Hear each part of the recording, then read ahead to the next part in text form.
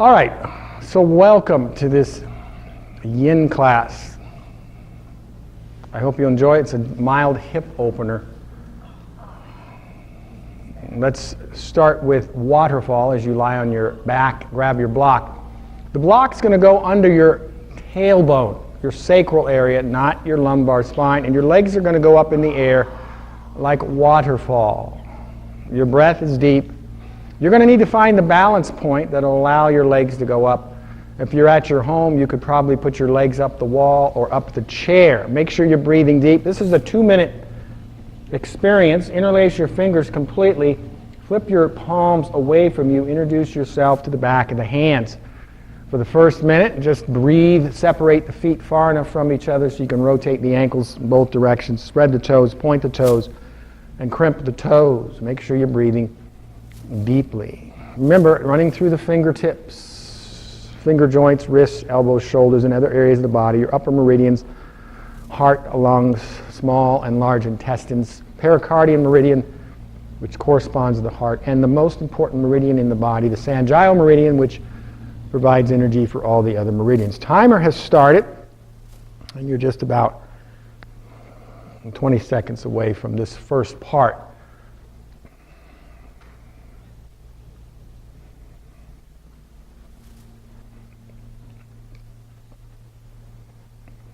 So this is a compound move. We're going to move the second minute into heart tapping.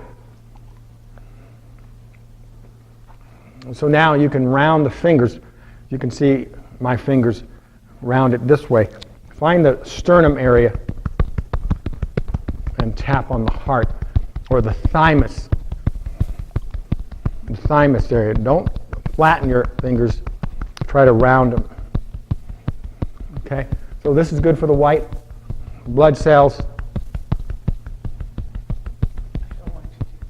and the immune system. When we were young, we had a large thymus gland, good for keeping us away from sickness and illness. But we get older, we don't need as much, so that thymus gland is much smaller. So today I'm reminded of a friend of mine who came back into town. She's been coming to yoga for 5 years, and her husband has cancer, and she's very depressed. I am reminded that you can't bring anything into the world, you can't take anything out. All your relationships are going to end, whether you want them to or not. So we're going to share, as we go through the practice, a little bit of Tibetan yoga and the secret doctrines, what the Tibetans have to say, the 7 books of wisdom of the great path, as well as a little reading from the Bhagavad Gita. You can release and hug in your knees. Your block is now set aside. Your knees are going to hug in just long enough to make a note on how high the thighs are. Thighs are 90 degrees from the floor. Keep them high and drop both legs over to the right side of the mat. Arms out like wings. So this is a high knee spinal twist. As the knees drop, your head turning left. Once the legs get nice and comfy, you might have to move on the hip so you can drop them all the way down to the mat. Your arms can draw comfortably overhead. Don't have any arm, though, hanging in midair. And make sure you're breathing nice and deep. So we're on the right side, if that works for you, but this is 4 minutes of twists. However you want to do it is fine with me. But just make sure you're breathing deep.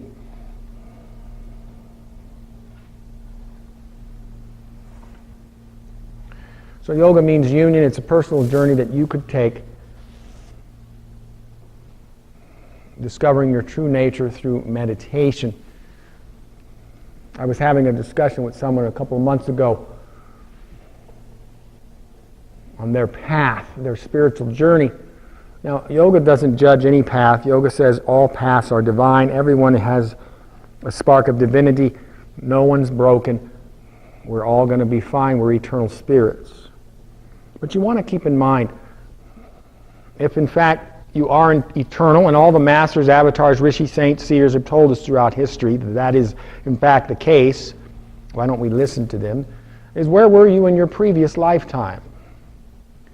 It's very likely you were not even in this country. It was very likely you were on a whole complete different spiritual path.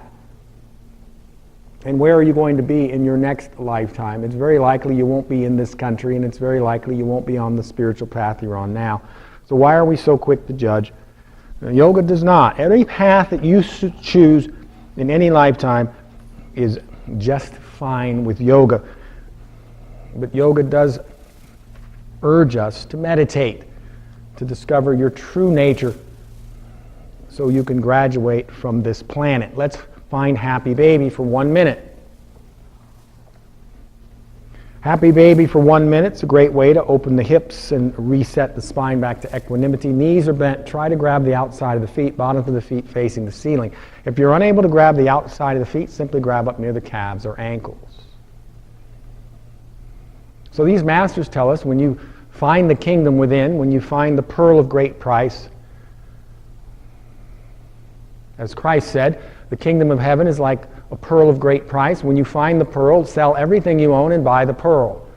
And he's referring to that pineal gland, that third eye, that spiritual eye right between the eyes, that every time when you dream, all the pictures you see come from that pearl. And why would you sell everything you own? Because you no longer have any fleshly desires when you find the kingdom, and you won't want to come back here again. And you graduate to a higher level of existence. That's what yoga is all about, the supreme path in all of life. And it's wonderful to be associated with it, whether it's in your previous lifetime, this one, or your next. Let's release and hug in the knees just long enough. Keep them high to drop the knees over to the left side of the mat. Arms out like wings. Head turning right. Breath is deep. One or both arms can draw overhead if it's comfortable for you.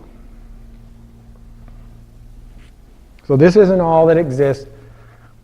Earth isn't the only place that you can live in. And if you will, the hell that you create is your karma that you've been dragging along for lifetime after lifetime after lifetime. Not being able to escape this wheel of life. Because you haven't looked inward yet. Because this culture doesn't teach to meditate.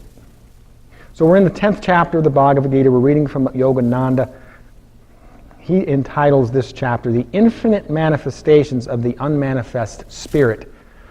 I don't know about you, but infinite means that yoga teaches everything is divine everywhere you look. If you want to see divinity, simply look in the mirror. Smile at divinity. The Bhagavad Gita is an allegory for the war that goes on between your spirit and your ego. Your spirit says, hey, psst, when are you going to start doing what you're supposed to be doing? And your ego says, I'll do whatever I want to do anytime I want to do it.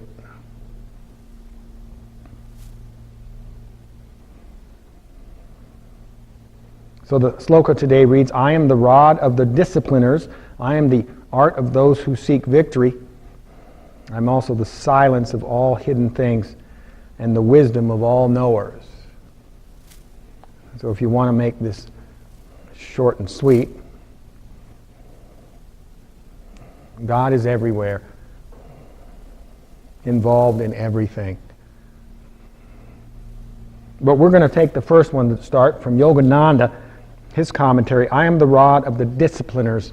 Let's find happy baby for 1 more minute as the knees bend, bottoms of the feet face the ceiling. Try to grab the outside of the feet. Breath is deep as you draw your consciousness into the hip joints, which we're going to open today. Those lower meridians running through the tips of the toes, toe joints, ankle joints, knee and hip joints. Stomach, spleen, gallbladder, urinary bladder, kidney, and liver meridians. So let's read Yogananda's commentary. The rod is God's law of cause and effect. Karma, the ultimate discipliner. Your name begins with the letter S. Sylvia. Hi, Sylvia. Welcome back.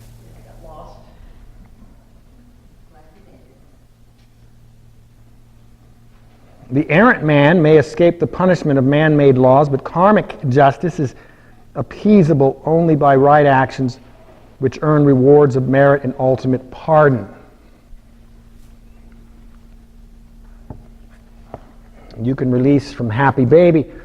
And let's visit a little Tantra asana, or like a tantrum. Your feet on the mat, your knees are bent. Palms face down, arms are straight. So you have 72,000 nerve endings on the bottom of your feet. Palms are just as sensitive. So let's open them up a little bit. You're going to use your hands on the mat.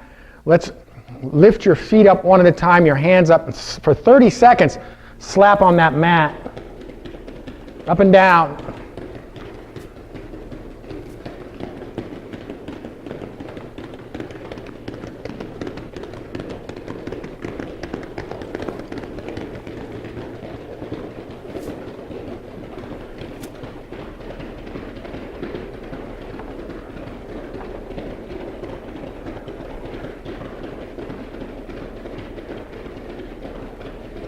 You can stop.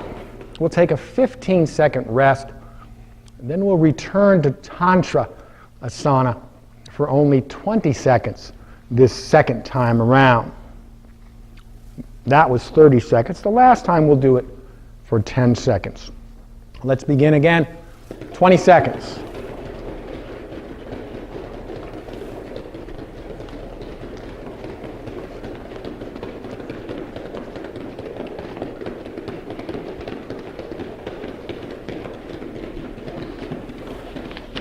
That's going to do it. Take another moment of rest, about 15 seconds. And then this last time, you'll do for 10 seconds. So we're doing a Yin Yoga class today. We do Yin Yoga every 3 classes. Half of your body is Yin tissue. Let's go for 10 more seconds. Begin.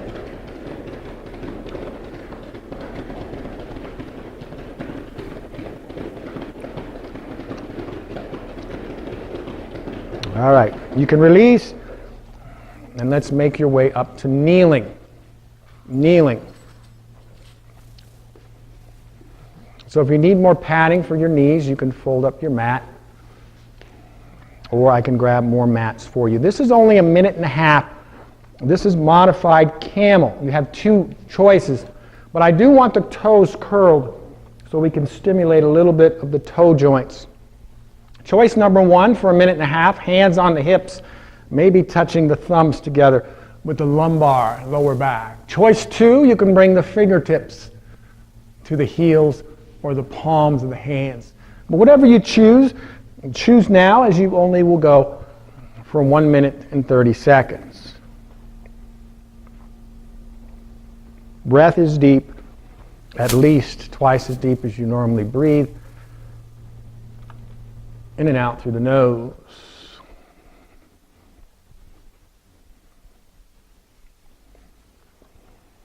So we're dealing with the affectionate part of the body.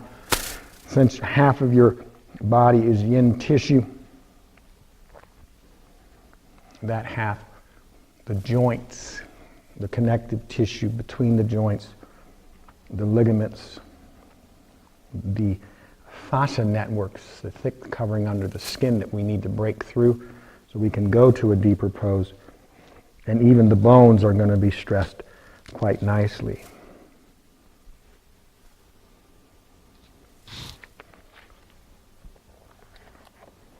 You've got just over 30 seconds. Make sure you're breathing. Be patient. Be patient.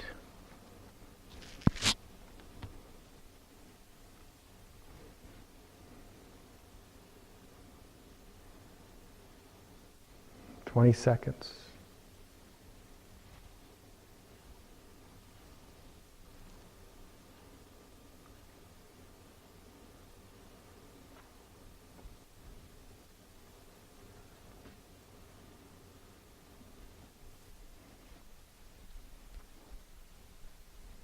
All right, you can come out. As you come out, you're going to sit with your legs out in front. How are you going to counterpose? a minute and a half of back bends, just simply cross your legs to square pose, Barbara.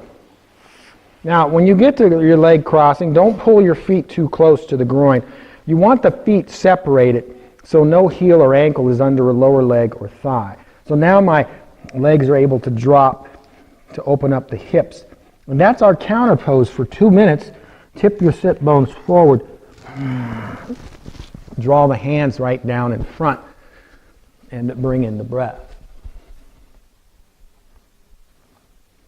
So in Yin Yoga, we time all of the poses and we time the counter poses, or the time it takes for you to rest or relieve any tension.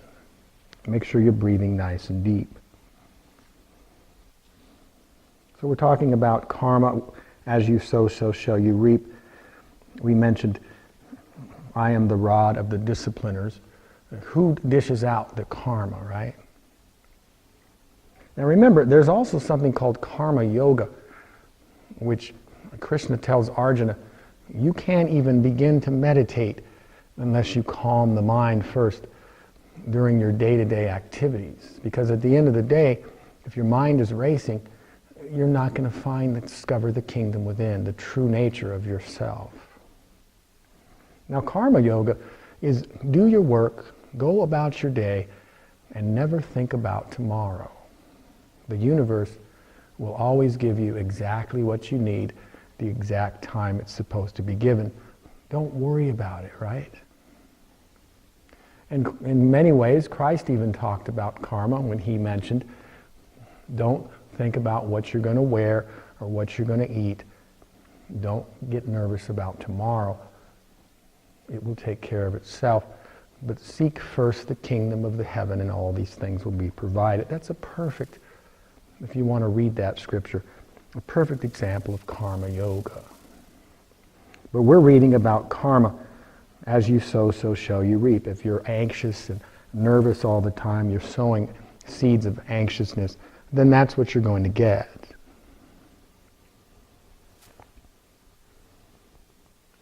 So Yogananda, he's written about 50 books. He died when he was 52 in 1955. He writes here, the Bible also refers to the law of karma as the rod. Thy rod and thy staff, they comfort me. Now, take a full minute to release. But before you uncross the legs, make a note of which foot is in front of the other, right? It's either the foot that's way out front you want to make a note of or the foot that's close to the groin. So let me give you a hint. It's going to either be your right foot or your left. Oh, thank you. Okay. You have 1 full minute to release the tension any way you wish, right? Some of the suggestions, you could sit and do windshield wipers. You could lie down and do windshield wipers. You can hug the knees. You can do arch pose. You can do pelvic tilts. You can do nothing. And that tension will subside. So 87% of yoga deals with the mind. And if you're not practicing karma yoga, you're going to have some difficulty.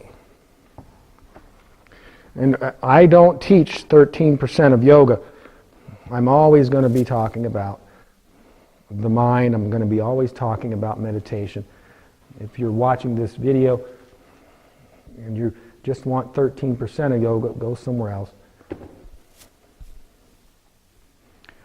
Sylvia, is this your first Yin class?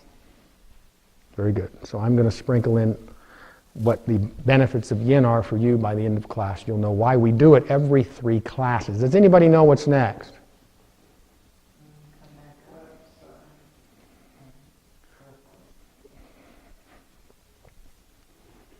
Barbara's moving in some direction.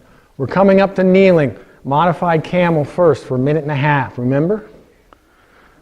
So Marie, when you get to your knees, curl your toes.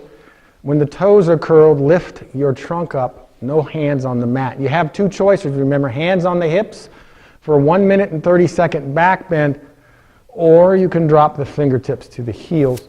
As I begin the minute and a half timer, try to get there. Try to get there. Make sure you're breathing deeply. We will return to square pose. after this minute and a half. The karmic principle is a source of comfort to those who understand its discipline and rewards as pointing the way to true happiness and liberation. So if you're sowing good seeds of love, joy, patience, peacefulness, generosity, the fruits of the Spirit, your real nature is kind and polite, then you're going to get that. Job, in the book of Job, referred to the rod of God when he lamented that oftentimes the righteous suffer while the wicked have great material gain and pleasure. Their houses are safe from fear, and neither is the rod of God upon them. But then he knowingly concludes, how often is the candle of the wicked put out? How often cometh their destruction upon them? God distributes sorrows in his anger. The karmic law dispenses justice. The wicked, for a time, may enjoy rewards of past good karma, but present evil will surely exact its toll. What goes around comes around. And remember, this karma that you're dragging around for lifetimes, you're in your own hell. As yoga teaches that there's actually no hell. It's the only hell is the one that you have created. Let's release to seated. And yes, Kathy Miller, now you want to cross your legs the other way, where the other foot is out in front. Once you get the legs crossed, look down at the feet and make sure no heel or ankle is impinged underneath a lower leg or thigh. Tip your sit bones forward and drop it on down. You should feel, this is square pose, a nice energetic feeling in the hip. God's all-conquering power is manifested in right actions and in noble motives and goals. These are the divine science and art through which his rewarding karmic law grants victory to the valiant. God is the uncreate silence hidden in all forces and objects of cosmic nature. Now here's a master, been there, done that. He's telling us God is everywhere. And some people just don't believe that. Find out for yourself, right? Meditate, discover for yourself. The creatures of nature see only the gross expressions that this illusion displays, not the hidden mystery that makes them seem so real and vital. So some see everything on the outside and some see the reality of the internal. God's silent presence within all phenomena of the cosmic dream. Yogananda refers to our experience as a dream. Why? Because it's going to be over. And you wake up to the reality of eternal spirit. This cosmic dream is his best kept secret, discoverable by no limited human mind. So if your mind is limited, you probably won't believe what this master, who's meditated for most of his life, who's written 50 more books than you have, if your mind is limited, you probably won't believe it either. As applied to yoga, danda, a rod, staff, trunk of the tree of life, represents the spine in which the yogi performs self-discipline to spiritualize his consciousness. So there's that sophisticated equipment that we have in the spine to find the kingdom, right? Let's release and relax for 1 minute. Move any way that you wish to counter the effects of any tension that you might have in the back or the hips. While you are waiting for that minute to expire, see if you can locate your block, as we'll be using the block for the next 3.5 minutes.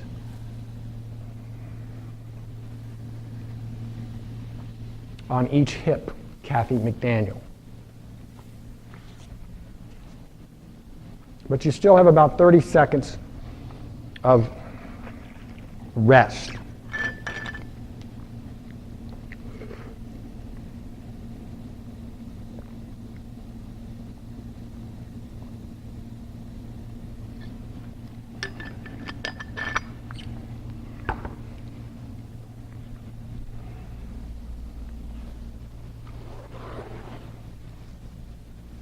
All right, let's come up with enthusiasm to a seated position, your block in hand. Both knees are bent to start off. Block is nearby. Let's start with the right leg. So let's bring your right foot under the left leg. With your left hand, pull the right foot to the left until the right knee is in line with the belly button. And then I have to kind of sit up. My legs are long. Bring the left leg on top. The block could go under your right butt cheek. Doesn't have to, but it could. If you're not using the block, don't sit on your heel. This is called shoelace in Yin Yoga. Now, since the left leg is on top, we have a nice spacing on the right. Simply bring the right hand down to the mat near the right hip. You'll look straight ahead so you can find a nice lateral bend. Our first lateral bend of the class to your right. This is 1 minute and 30 seconds. So you don't have to try to get it done. If we were in regular Hatha, I may hold this 25 seconds.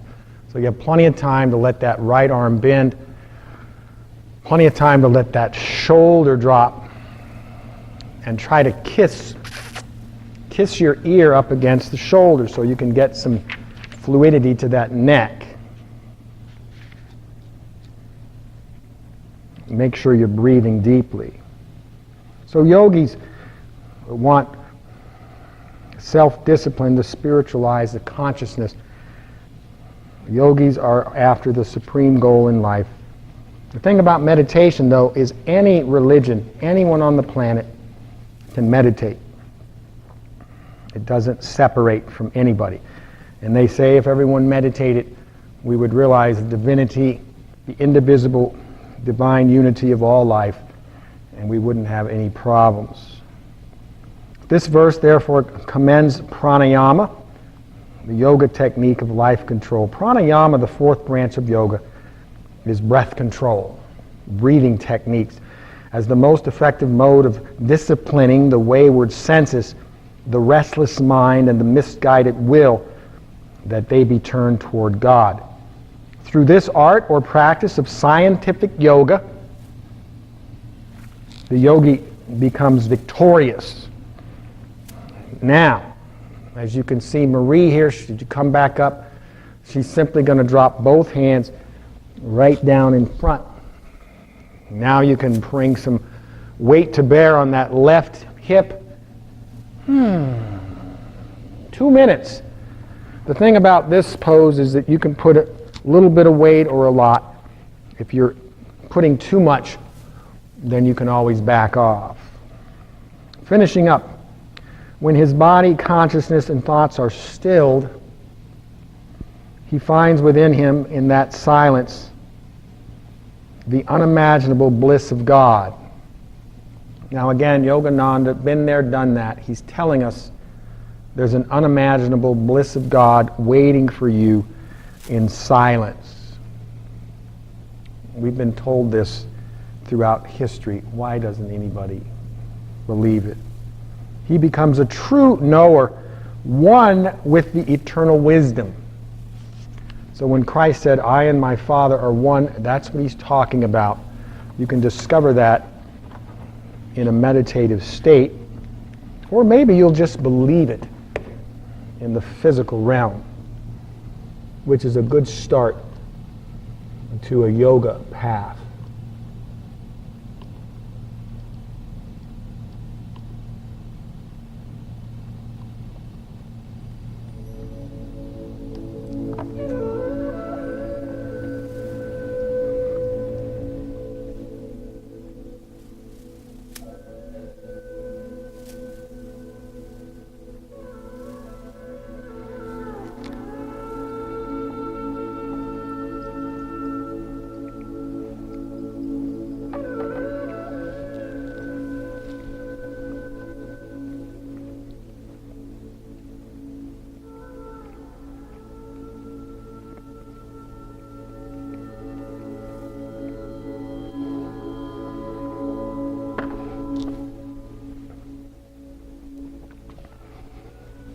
All right, leave your legs as you come up. Now your left leg is on top. All I want you to do is move that left leg back. Oh, yeah, sorry. Thank you, Kathy Miller. Come off the block. So this is what you look like. Okay? And then turn, make sure you're straight up and down. Turn right to, this is deer pose. You're going to twist, bring the elbows out, stack your hands under your chin, cheek, or forehead. If you want, you can even turn your head a little bit to the right. Turn your head right if you want. And for 2 minutes, you're resting that hip, but now you're stressing, and that's a good stress, those 23 joints of your spine.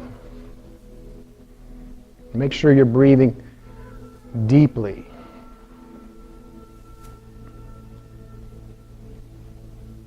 So we've been doing Yin Yoga for just about 3 years only. I've been teaching 7 years, something like that.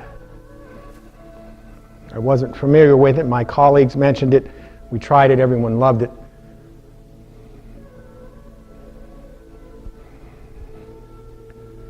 And we provide a guided meditation only at the end of a Yin class. So at the end of this class, we're going to take you on a journey up into the skies, float around a little while, fly around.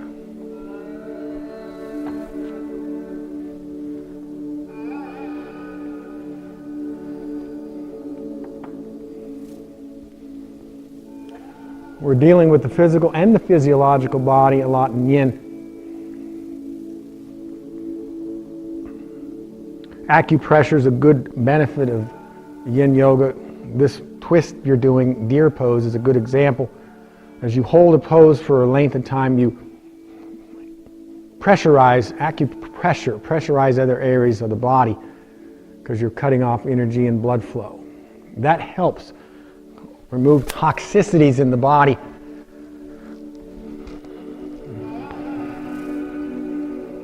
And don't come out yet, but when you do come out of a pose like this, that energy and blood flow flushes through and cleaning out even better.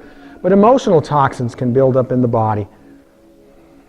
Many people can suffer from stress or emotional toxins.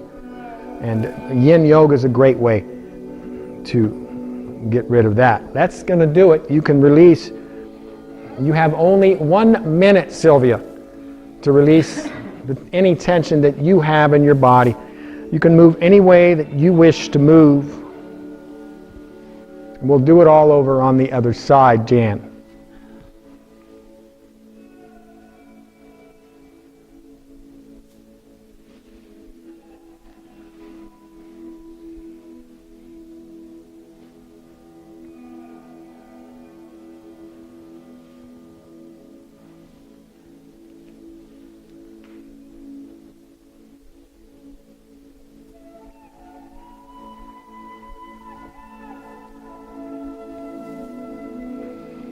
So we have 30 videos on YouTube of the Hatha Yoga variety. We shot those years ago. Jonathan Arla, our photographer, director, and editor. We're trying to get 30 videos on Yin Yoga, which we've only been shooting for about the last year. We have about 17 Yin classes, and they're designed to help other people that want to do yoga in their home. All right, let's come back up to seated. Block could be nearby. We're doing the other side, right, Marie? This time the left foot pulls under the right leg. The right leg is now on top. The block could go under your left butt cheek. Right leg is on top. If the block's not under your left butt cheek, then don't sit on your heel. Since the right leg's on top, you have a nice gap on the left, a good space to bring the left hand and look straight ahead, finding your lateral bend to your left for 1 minute and 30 seconds.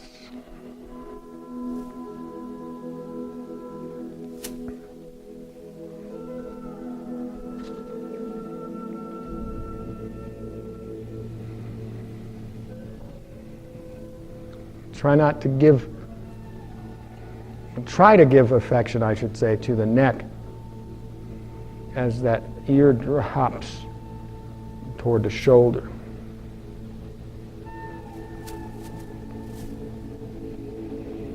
So the meridians, upper meridians, heart, lungs, small, large intestines, pericardium, sangial meridian running through the fingertips, through the arm joints, finger joints, wrists, elbows, shoulders, and other areas of the body. We've seen a lot of rigidity throughout our day. You can see that prevalent in some people. If your joints are stiff, it could compromise, it could impinge the energetic flow of the meridians, having an effect on the health of the body. You want to stay fluid, youthful, juicy, juice up the joints. Lower meridians, tips of the toe joints, ankles, knees, hips, stomach, spleen, gallbladder, urinary bladder, kidney, and liver meridians. If your hips are tight, knees, ankles, toes, it could have an effect on those meridians, ultimately have an effect on your health. Release your lateral bend and drop right down the center. Honey Lee Barrett, right down the center for 2 more minutes. Where are you going? Now you can put some stress, if you will, on that right hip. And that's a good stress.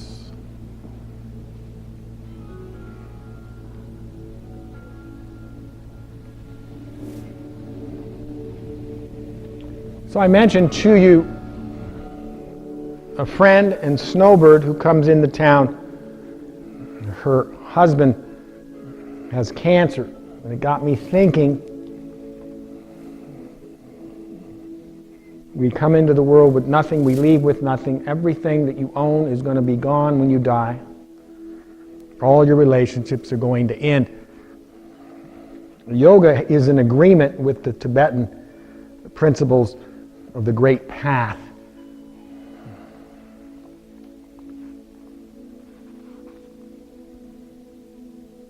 So I'm going to sprinkle in a few of these precepts, a few of these sentences of wisdom that you might take to heart before you leave this planet in this lifetime.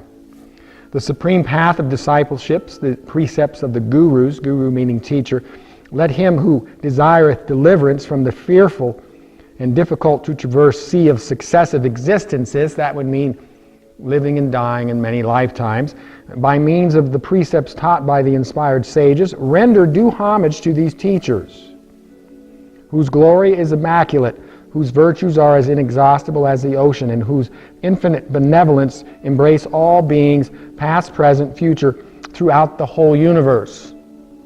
So human beings don't have a monopoly on God. You can't put God into a box and beat people over the head with it. There's other beings all over the universe. For the use of those who share in the quest of divine wisdom, there follow, recorded in writing, the most highly esteemed precepts called the Supreme Path, the Rosary of Precious Gems, transmitted either directly or indirectly through that inspired dynasty of gurus out of their love. Leave your legs as you come out. Now that right leg is going to come out here now. And make sure you sit tall enough so that you can twist comfortably left to deer pose, split the elbows, stack the hands. If it works for you, you can turn your head to the left as well. Maybe stack the hands under your forehead or chin or cheek. Breath is deep. This is 2 minutes.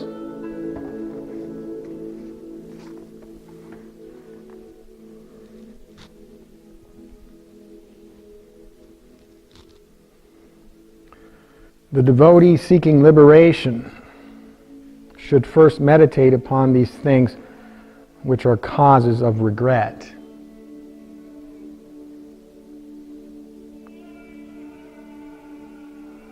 Having obtained a difficult to obtain, free and endowed human body, it would be a cause of regret to fritter life away.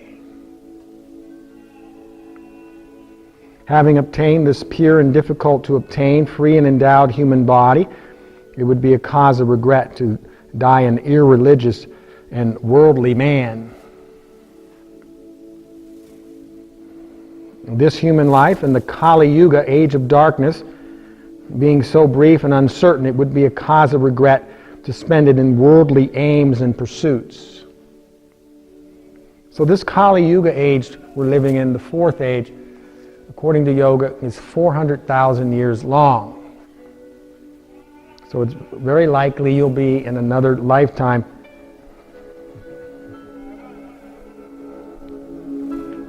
But remember, the titles that you have in this lifetime are going to leave you in the next. Mother, daughter, sister, cousin, yoga instructor. They're just temporary titles.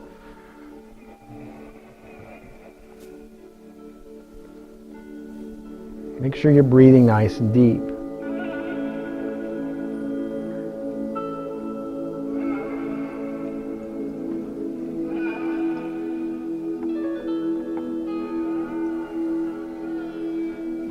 That's going to do it. You can release and take a full minute to recover.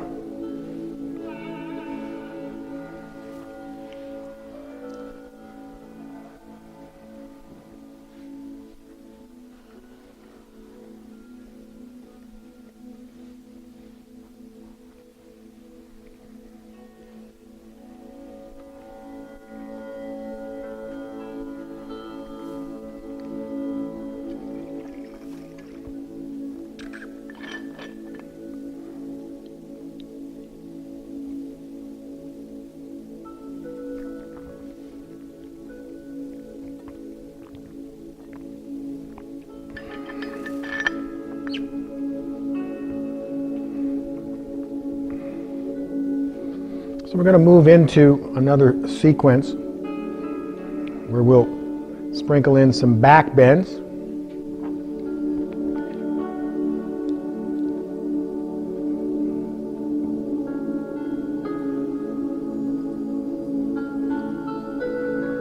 Let's make your way up to table pose in melting heart. When you get to table pose, walk your feet back toward the back edge. Maybe a foot from the back is fine. And once you get there, go ahead and get your knees all nice and comfy. Now you could curl the toes like Rose is here if you want. We've already worked with the toe joints, but that would be fine. Make sure your hands start out right underneath your shoulders. And look down at your hands. Walk your hands 2 hand lengths forward. You're fine. And then leave your hands there 2 hand lengths forward and drop your butt back towards your heels. Your head drops to the mat or the block, but your butt doesn't rest on the heels. Go ahead. And your elbows don't rest on the mat. Spread your fingers nice and wide so you can open the meridians of the heart and the lungs. This is a great stress, and that's a good stress, for the most complex joint in the body, the shoulder joints.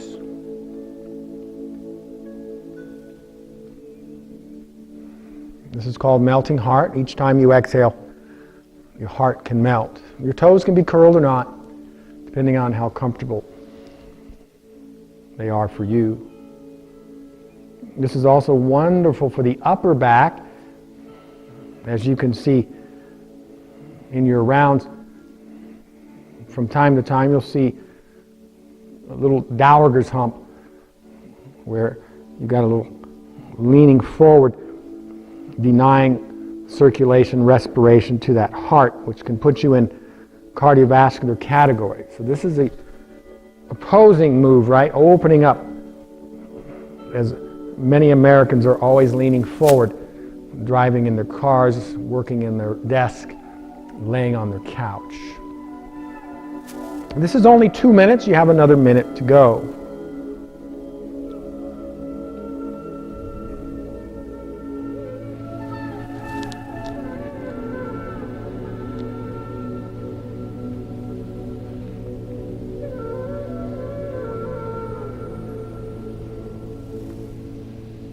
So you want to try to keep in mind, if you begin a meditative practice, according to the Bhagavad Gita, you build up credits in the next lifetime. Perhaps you'll be born into a family of meditators, or a family of yogis, or a family not concerned with worldly things.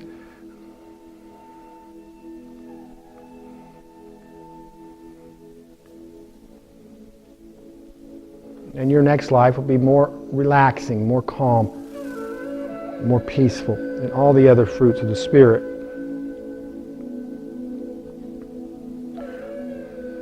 All right, let's gently work to Sphinx as you work your way all the way to your stomach and forearms. When you get down on your stomach, look down at your elbows, make sure they're right under your shoulders. And then proud up your heart. Level your chin with the floor. This is 5 minutes. We're going to deepen it twice. For now, for the first minute, just find the breath. Each time you exhale, your diaphragm collapses, your groin pushes down. The heart lifts up a little bit on the exhale. Try to push it back as well and keep that energy going. Most of you should feel that energy right in the middle back. So this is Sphinx, recommended 20 minutes. We're going to do it for only 5. Often we do it for 10. But since we're doing other back bends today, we're only going to do this for 5 minutes.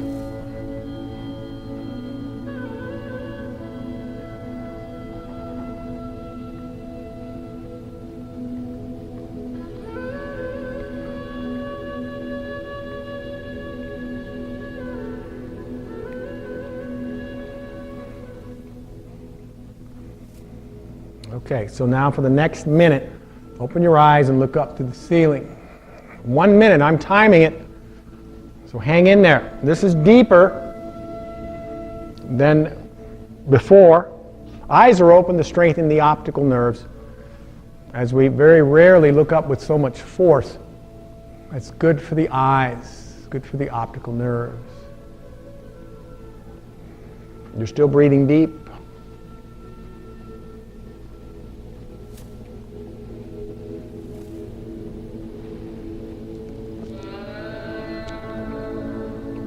Hang in there, you got 20 seconds to go.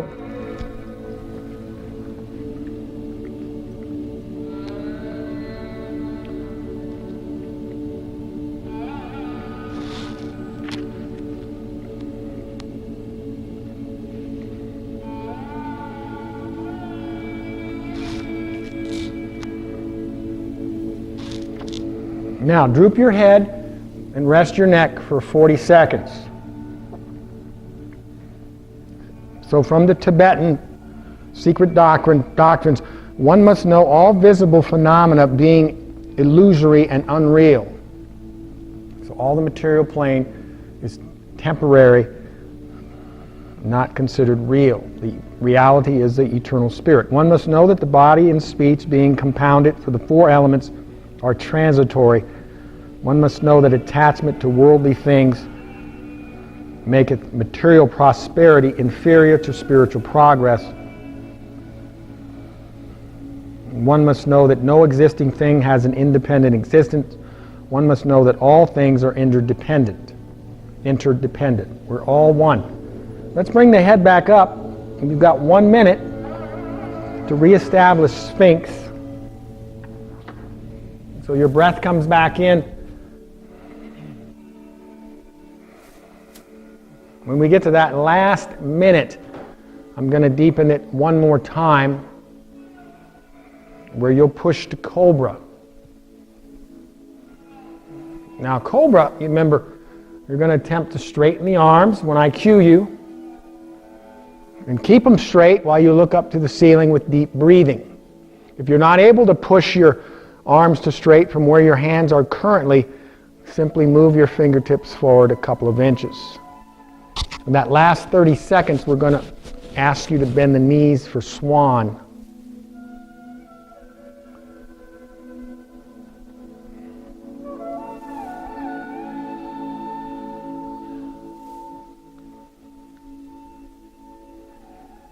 Okay, Marie, are you ready? Let's join Marie. Straighten the arms. Look up to the ceiling. Bring in the breath. This is 1 minute. Try to keep the arms straight. Make sure you're breathing nice and deep. This is going to do it. So each breath is precious, each experience. Put some weight to it.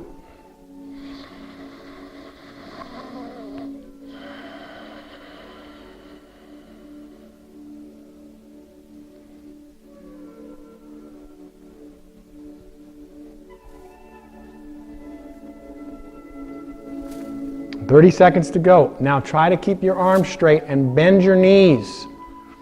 Bend your knee. Yeah. Continue looking up, eyes open if you can. This is swan. A lot of energy now in that sophisticated piece of equipment you call the spine, that meditative tree of life. Hang in there. I need just about 10 seconds.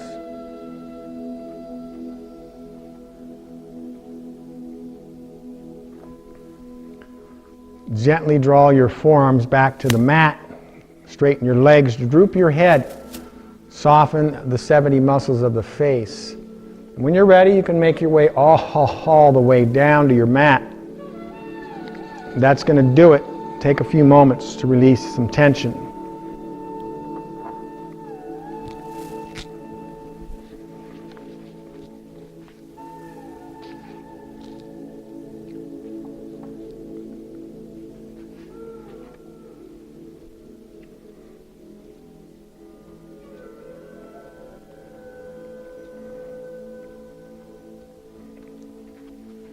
Let's push up and back to child's pose.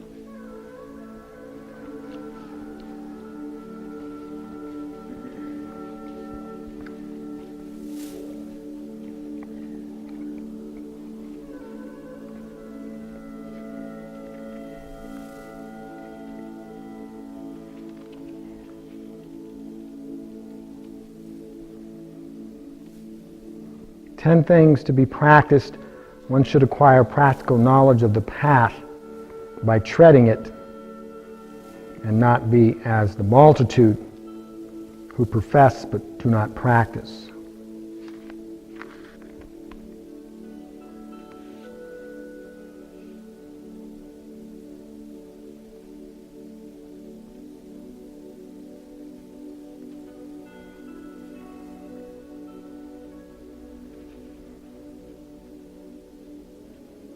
Once having experienced spiritual illumination, commune with it in solitude, relinquishing the world activities of the multitude.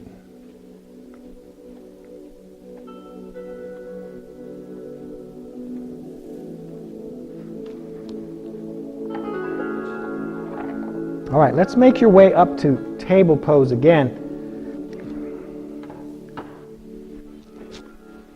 This is our last sequence before the last sequence.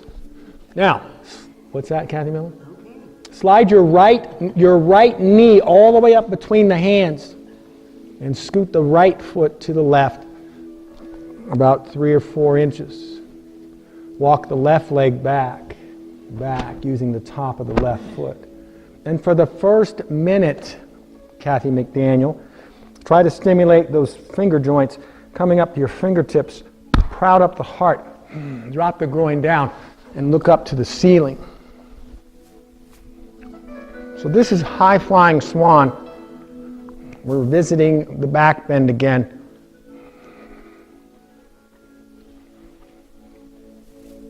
You guys are looking great.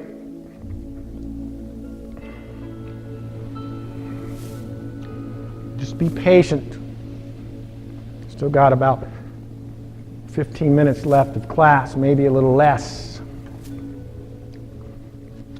Make sure you're breathing deeply.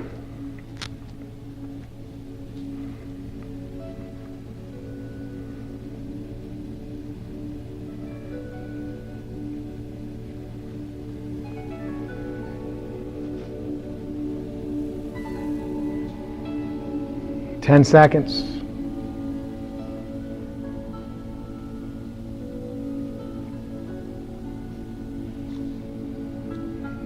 All right, now look down in front and drop your forearms down and droop your head. But try not to collapse on the right hip That left leg can drop, pull back a little more. Now you're focusing almost exclusively on that right hip, and you're resting the spinal, paraspinal muscles. 10 things to be persevered in. Having had spiritual experience, persevere in meditation and mental concentration. Persevere in solitude until the mind hath been yogically disciplined. Should thought processes be difficult to control, persevere in thine efforts to dominate them.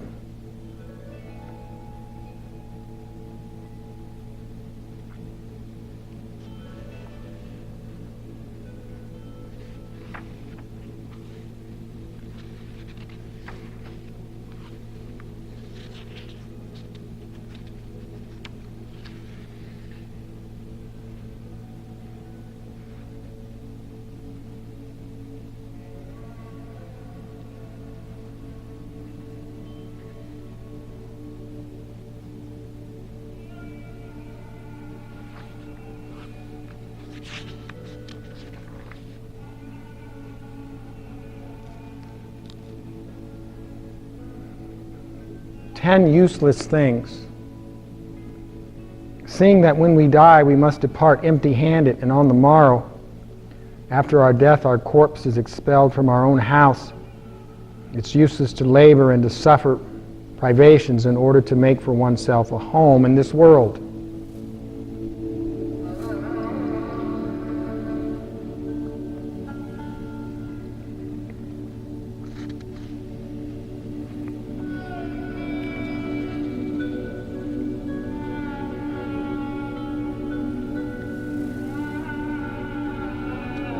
You can collapse to the right hip, just float to the right. Take a full minute, Kathy Miller, to recover from that hip opener. What?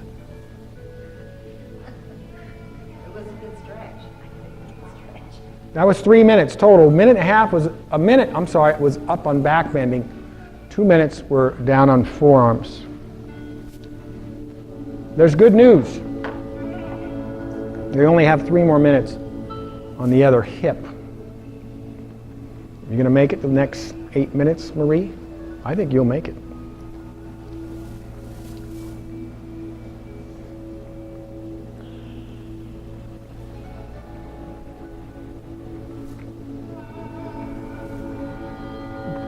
So you got about 10 seconds. You can begin visualizing how you're going to maneuver your wonderfully made body to the swan pose on the left knee, or the left hip, I should say. So let's come up to table pose.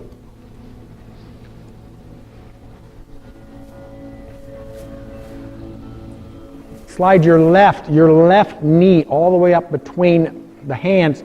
Scoot the left foot to the right 3-4 inches or so. Walk the right leg back using the top of the right foot. Come up on your fingertips, crowd up your heart for only 1 minute, looking up to the ceiling with eyes open. Breath is deep. Each time you exhale, you can drop the groin down, lift the heart backward. So I'm timing this.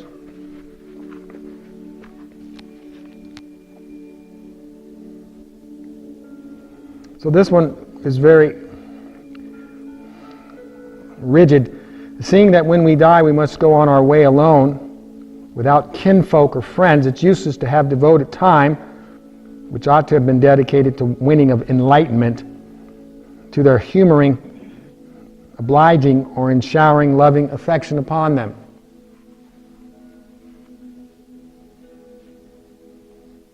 Seeing that our descendants themselves are subject to death, and that whatever worldly goods we may bequeath to them are certain to be lost eventually, it's useless to make bequeaths of the things of this world. Drop down to your forearms, droop your head, and for the last 2 minutes of this hip work, see if you can draw that right leg back a little bit.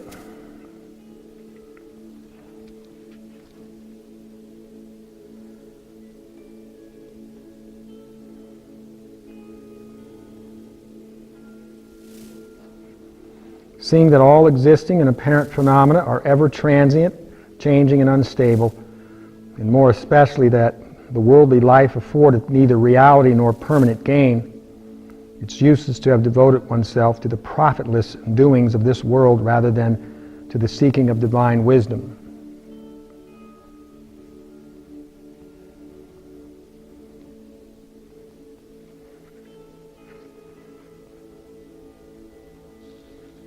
The 10 self-imposed troubles. To be absorbed in the pursuit of worldly things rather than in nourishing the growth of divine wisdom produceth self-imposed trouble, as does an eagle when it breaks its wing.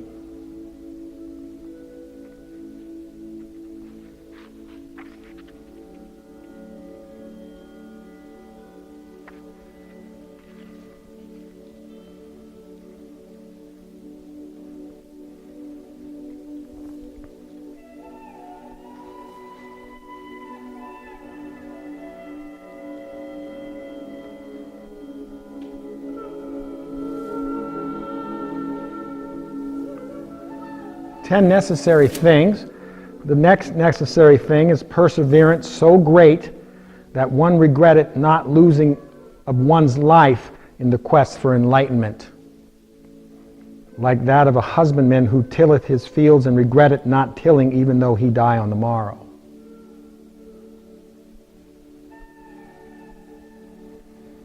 Again, one should comprehend that as a man dangerously wounded by an arrow, there's not a moment of time to be wasted. You can collapse to the left side, take a full minute to recover from that wonderful hip opening for the stomach, spleen, gallbladder, urinary bladder, kidney, and liver meridians. So fibroblasts are a benefit of Yin Yoga. These degenerative areas, these blockages that we all have, that you can't even see or measure, fibroblasts can help strengthen and thicken your ligaments and give you more hydration in your skin. They're the cells responsible for more collagen and elastin. And as you open up these areas, hydration comes in. The cells can migrate. They can move out and do the job they're supposed to do.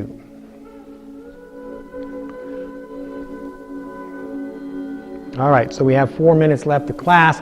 Let's begin those Honey Lee Barrett, Barbara, and Jan, Kathy Miller, Kathy Joe, Kathy McDaniel, Rose, Marie, and Sylvia. Let's stand up. Excuse me? Stand up, please. I'll give you 5 reasons to stand up. 1, 2, 3, 4, 5. Boom! Now, for the last 2 minutes of class, I'm going to ask you to find a squat. For the last 2 minutes, don't squat yet. If you're unable to squat for the last 2 minutes, you'll simply pick a knee, pick the other foot, and come here for 1 minute. When I cue you as to halftime, you'll go to the other side.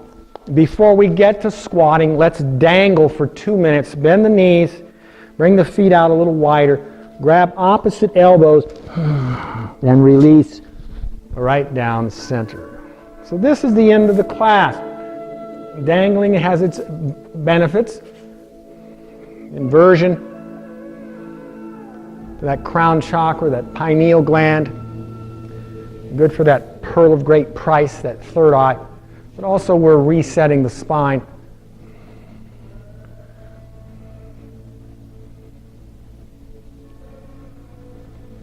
Now if you have a young daughter or friend, they have issues,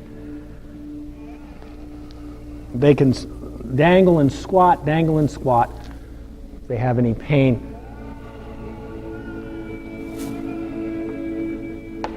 During their cycle. Make sure you're breathing deeply.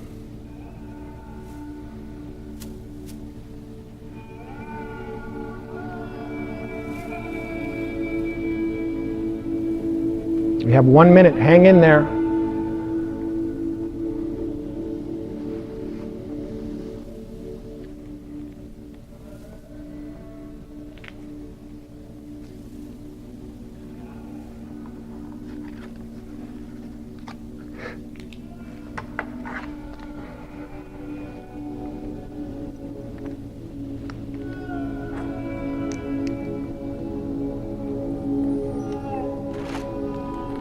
30 seconds. Hang in there.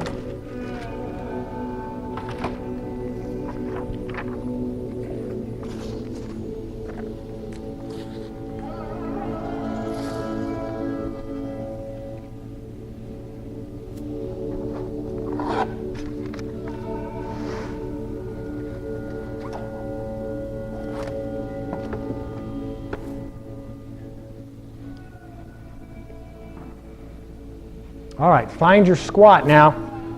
Choose whether you're going to squat fully or whether you're going to pick a knee or a foot. As I begin the timer, we're squatting. Here we go.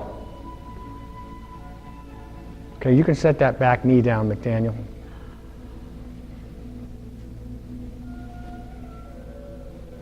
Now you've got to think back, before the invention of the toilet, we were all squatters. As a matter of fact, 2/3 of the population, 4 billion people on the planet, squat every day to go to the bathroom.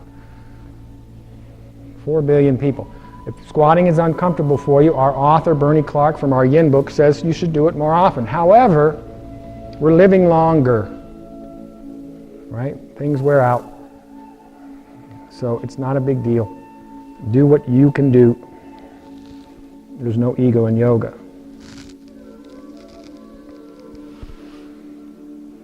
We're just getting ready to switch. So we're at halftime. If you've chosen a knee, go ahead and switch legs, switch knees, and we'll finish up this class on the other side.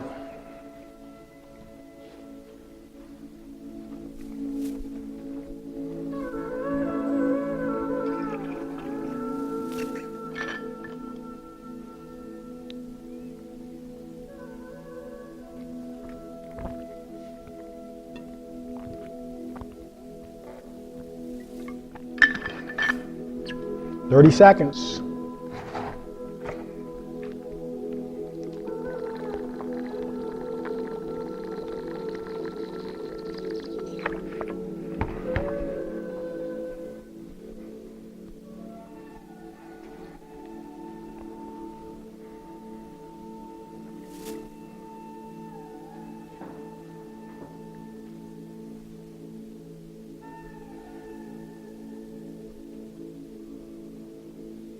You can release just as gently as a cat.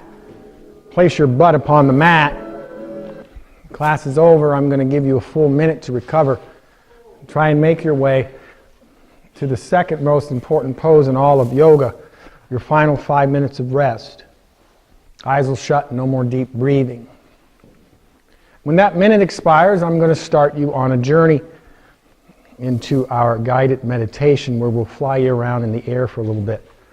If you should happen to lose your way during the guided meditation, that's okay. Just stay calm and get quietude of mind. We want to relax the mind, which is what yoga is.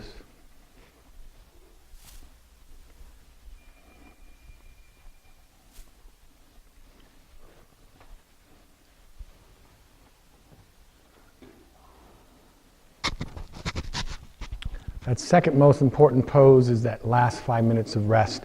Of course, we know the most important pose in all of yoga. We agree with the Tibetans, as we read to you today. You should seek your enlightenment as if you were mortally wounded by an arrow and you have no time to waste. So in the next 20 seconds or so, I'm going to begin our meditation. It's a 5-minute meditation. Again, if you should happen to lose your way, it's no big deal. You're still achieving yoga, which is a quietude of the mind. Thank you all for such a nice effort. And let's finish up this last bit of meditation. Let's take the first minute focusing on the belly button area. You're breathing in and out through your nose. Nice and gently, your eyes are shut. But as you inhale, that belly button area lifts because your diaphragm expands.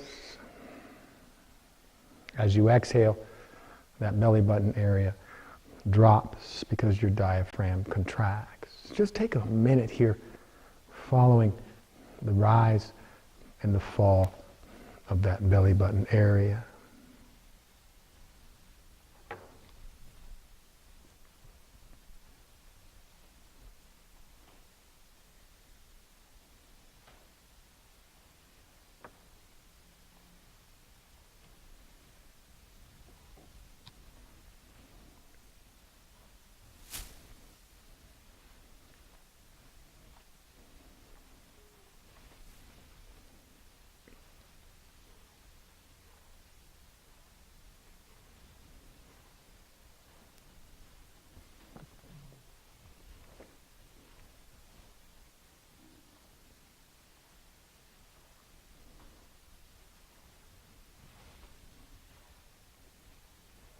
Let's move away from you following that belly button area.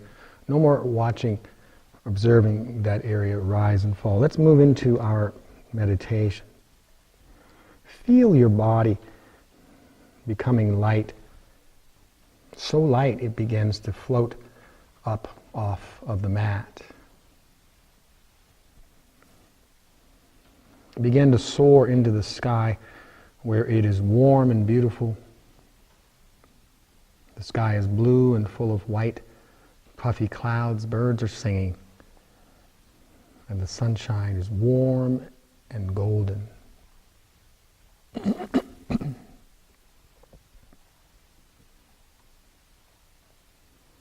Now, imagine your favorite place.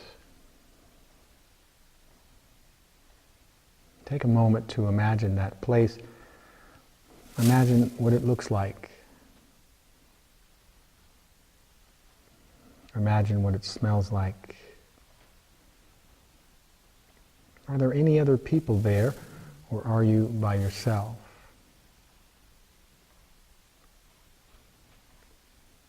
Begin soaring through the beautiful blue sky to your favorite place. Fly overhead and see this place from the sky. Look down upon it. Enjoy seeing it from so high above.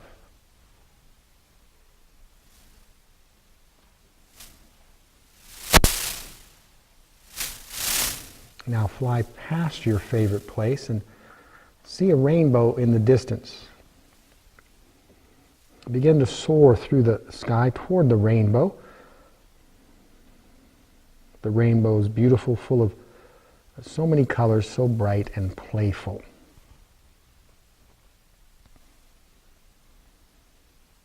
Fly straight into the rainbow and grab your favorite colors in your hand.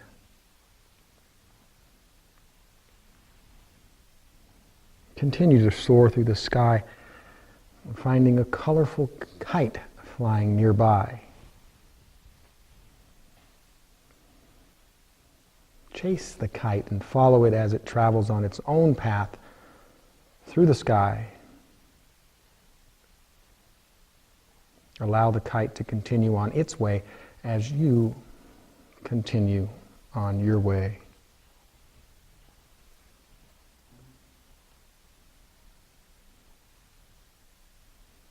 Find a large leafy tree and begin to descend from the sky to land safely and softly on the tree branches. The tree is strong and it supports you. Enjoy swinging from the tree branches and climbing down its trunk.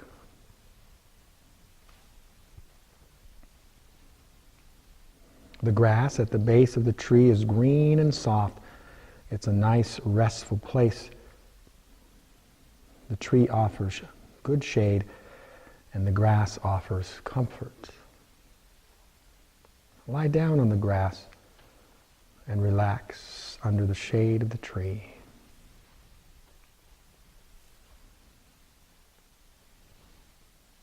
Listen to the birds singing overhead. Feel the warm breeze on your cheeks. Feel completely relaxed and still.